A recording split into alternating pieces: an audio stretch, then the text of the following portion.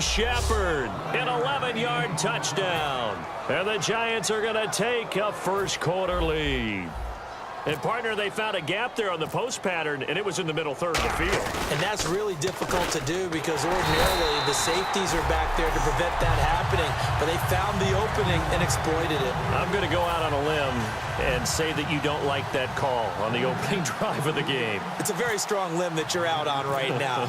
Okay, hey, look. The game between college and the NFL continues to creep closer.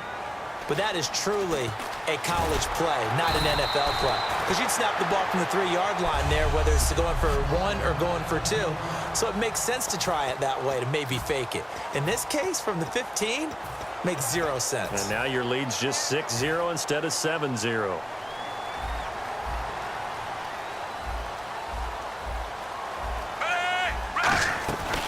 Here we go with Jamal Charles.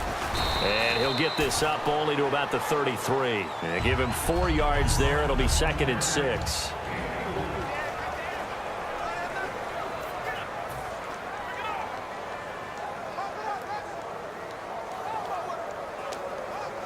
And they're 6 yards away from picking up the first here on 2nd down. Move, 45. Move. Smith. Throwing middle, but it's incomplete. He was looking for James O'Shaughnessy as tight end, and it's 3rd down.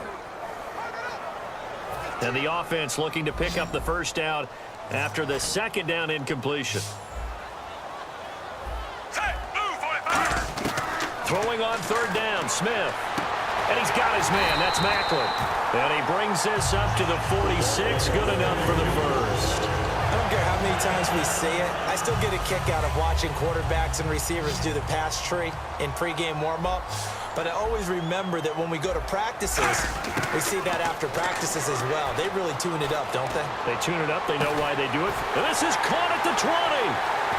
And he takes it all the way down to the 3. It's a big play there for the Chiefs. 51 yards. So after that big play, let's see if they can catch their defense maybe on their heels. Not the tallest receiver on the field, but he just shouted to admit that the little guy can't go downfield and make a big-time catch on a deep pass because sometimes they'll just out-scrap you for the football. The veteran Jeremy Macklin was the intended target, and that'll bring up 2nd down. While we're not playing 3 yards in a cloud of dust football anymore, I kind of get why those old-school coaches sometimes didn't want to throw the football because if it's popped up in the air, it almost turns into slow motion, and both sides trying to get to the football, and you're holding your breath wondering whether it's going to go good or bad for your team. Albert Wilson, the intended receiver there, and it's 3rd and short. We know it's not an easy job to go out and catch passes when people are trying to tackle you and knock the ball away, but the bottom line is that's a pass he's got to have and a pass he should have caught. And he'll keep working toward that end zone as he's down to about the 2-yard line. This is where it gets fun because this is a big decision coming up. Listen to the crowd. You can tell they've already made their decision. You know they want them to go for it. But the big decision does rest with the head coach. What will he decide to do? And Santos able to put this one up and through. It's good. And they are on the board, trailing now 6-3. So give them 3 there. A good drive gets them inside the 5, but they couldn't punch it in. And credit this defense, too. That was the old bend but don't break approach. But it kept the offense out of the end zone. After the made field goal, Santos back out there to kick it away. This will be taken short.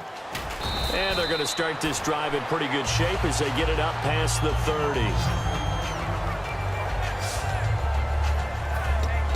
Here's the Giant offense now making their way back out onto the field. And that recipe on their last drive that resulted in a touchdown looked pretty good, so they'll be hoping to do that once more.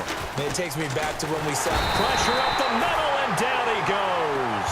Josh Maga in there to get him for a loss of 5. Now, we talk about players blitzing all the time. I often laugh and sometimes call it just straight-ahead pursuit. What a running start right back to the backfield for him. Yeah, it really didn't give anybody a chance to get up there and stop him.